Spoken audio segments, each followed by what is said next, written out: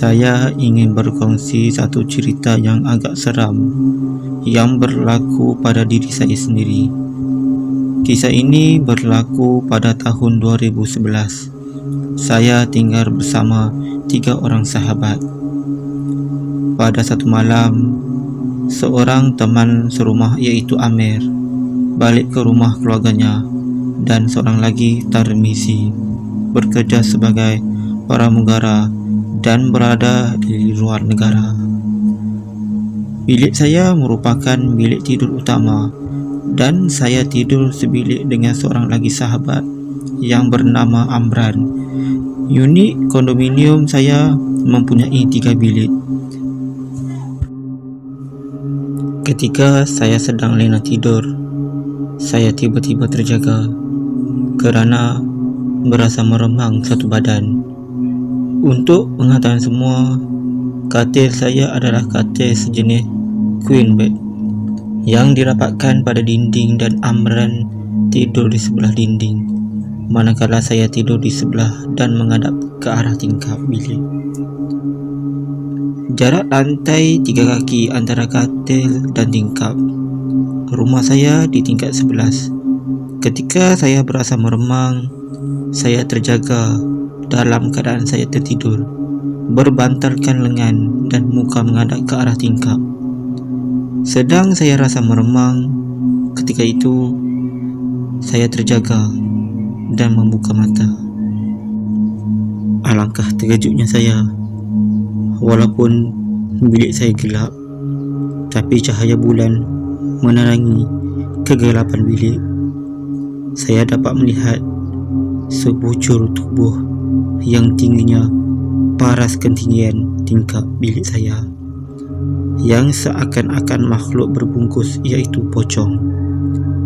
Ketika saya memandang ke arah makhluk tersebut, saya dapat melihat makhluk tersebut memandang ke arah saya, tepat dengan mata saya yang terbeliak. Secara automatik, badan saya tidak boleh bergerak. Biasanya, ketika mendengar cerita hantu dari orang lain, kalau terserempak dengan makhluk halus, badan kita akan terkuncilah, tak boleh bergerak. Baca ayat suci berterabur. Memang betul, tak ingat langsung ayat-ayat Al-Quran. Seluruh badan tidak boleh bergerak. Saya hendak menjerit pun tidak boleh. Dalam masa beberapa saat, saya pandang ke arah pocong tersebut dan saya terus pejamkan mata. Selepas itu, saya paksa tangan kanan saya untuk memanggil Amran yang sedang tidur di belakang saya. Saya memanggil namanya beberapa kali. Nasib baik Amran jenis yang tak tidur mati. Pocong tersebut lenyap ketika Amran terjaga dan bertanya kenapa. Lalu saya memintanya untuk menukar tempat tidur. Amran ada bertanya berulang kali kenapa kejutkan dia. Dia bertanya, saya mimpi buruk ke? Saya menjawab, esoklah saya ceritakan sebab saya mengantuk sangat. Sebelum tidur semula, dalam keadaan berpeluh dan tidak tenteram, saya tengok jam di telefon bimbit saya menunjukkan pukul 4 pagi. Pagi itu dalam pukul 8 pagi, saya dan Amran berserapan di rumah sebelum kami keluar bekerja. Ketika itu, Amran bertanyakan tentang hal semalam. Saya kejutkan dia dalam keadaan gelisah dan ketakutan. Saya baru teringat sebabnya. Saya ingatkan saya bermimpi. Terus saya ceritakan kepada Amran. Dari mulanya, saya terjaga sampailah saya tukar tempat tidur dengannya. Untuk menyedapkan hati, saya menjerit dan memakin hamun pocong itu. Saya berkata kepada Amran, mungkin kondominium ini memang banyak makhluk halus kerana banyak maksiat yang dilakukan oleh kebanyakan penghuni ini. Seminggu selepas kejadian itu, saya dan Amran sedang menonton televisyen sambil menunggu Amir pulang bekerja untuk keluar bersama-sama makan malam. Sedang menonton, saya menerima panggilan dari kakak saya dan dia mengatakan agar saya pulang ke rumah keluarga saya pada keesokan hari kerana ada ustaz hendak datang untuk membuang saka pocong nenek. Saya pada mulanya tidak perasan apa yang kakak katakan dan saya bertanya, Saka pocong? Saka pocong nenek? Oh, okeylah.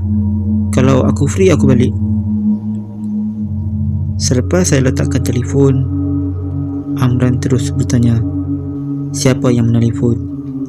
Saya menjawab, kakak yang telefon. Saya ceritakan apa yang kakak cakap. Amran terus dengan nada terkejut, weh, pocong yang muncul depan kau minggu lepas tu? Amran tidak menyambung ayatnya. Terus saya menjerit, Ya Allah. Lalu saya menghubungi kakak semula dan menceritakan tentang kemunculan pocong di rumah saya. Kakak saya terus berkata, itulah Saka nenek. Pocong itu memang tengah cari cucu-cucu nenek untuk dijadikan tuan. Dia dah datang dalam mimpi Elan, adik lelaki saya, dan mimpi aku juga. Baik kau balik ke rumah esok dan ceritakan sekali pada ustaz yang kau nampak pocong itu. Tapi keesokan harinya saya tidak pulang sebab saya takut. Tapi saya ada hantar mesej melalui aplikasi WhatsApp kepada adik saya untuk berkongsi gambar pocong itu. Adik saya menghantar gambar itu di mana pocong itu telah dipasung dalam botol Red Bull yang sudah dikosongkan.